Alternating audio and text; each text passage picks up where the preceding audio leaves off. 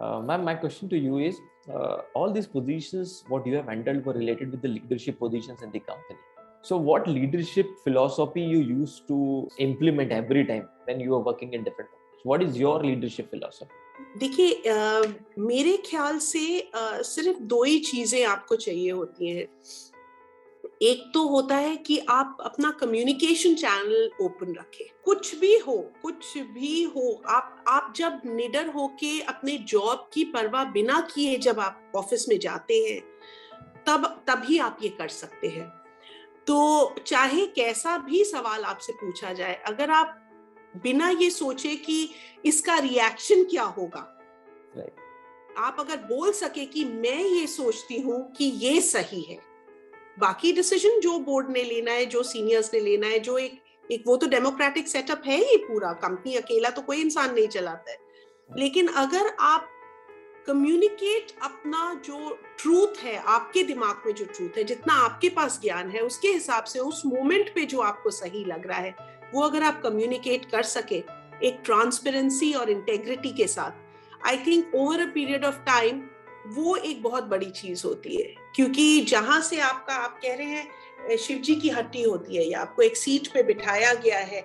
मैं बहुत I really believe in a lot in that हमारे हाथ में सिर्फ कर्म है, बाकी there are other powers which are guiding us from one place to the other. I believe in that philosophy.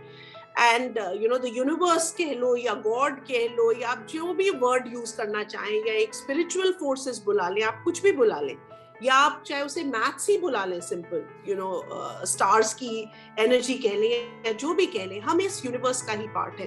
तो अगर हमें किसी एरिया में गाइड किया जा रहा है, तो उस जॉब में हमें बिठाया गया है वहां पे कुछ चेंज लाने को, कुछ बेटरमेंट लाने को, कुछ इम्प्रूवमेंट लाने को, और वो हम नहीं कर सकेंगे अगर हम एक यस मैन पर्सन ही रह सकेंगे। तो कभी उससे अनप्लेजेंटनेस भी हो सकती है, कभी उससे प्लेजेंटनेस भी हो सकती है, कभी आपकी ग्रोथ भी कट सकती है, कभी आपको ग्रोथ मिल भी सकती है। लेकिन जो भी आउटकम रहे, लॉन्ग टर्म में ये फॉर्मूला बहुत सही बैठता है लीडरशिप के हिसाब से, और मैं यही सोचती हूँ। और दूसरी बात ये है कि एक आप कोई लीडर रेजिग्नेशन से नहीं बनता है। अमोल जी, आपने बोला कि ऐसी रोल्स में मैं रही हूँ, ऐसे रही हूँ। कोई लीडर डेजिग्नेशन से नहीं बनता है, आप सिर्फ एक मैनेजर बनते हैं डेजिग्नेशन से। Right. आप सिर्फ एक पावर सेंटर बनते हैं एक डेजिग्नेशन से। आप लीडर बनते हैं अपने कर्मों से, अपने बिहेवियर से। अगर आपको लग रहा है आपका जूनियर एक ऐसे एनवायरनमेंट से आया है जहाँ थोड़ी सी ग्रीडीनेस है, या जहाँ से थोड़ी सी लेजीनेस है, या वो है, वो आपको देख के ही सुधर जाएंगे अगर आप ठीक है। लेकिन अगर आप ठीक नहीं है तो आप क्या ही लीडर है। एक डेजिग्नेशन एक विजिटिंग कार्ड है, आप उससे ज्यादा आप कुछ भी नहीं है। एंड शेम ऑन यू कि अगर आपको देख के कोई बदली ना हो सके, आपको बोलने की भी जरूरत नहीं है। सुपर्ब। मुझे लगता है ये इंटरव्यू का सबसे बेहतरीन और खूबसूरत पॉइंट आपने कहा, golden nugget ma'am has shared. ध्यान दीजिए कि आपका डेजिग्नेशन सिर्फ एक कार्ड पे लिखा हुआ एक लाइन है। आप खुद एक अच्छे लीडर हैं तो ही आप ग्रो कर सकते हैं, वरना आप हर पोजीशन पे एक मैनेजर है।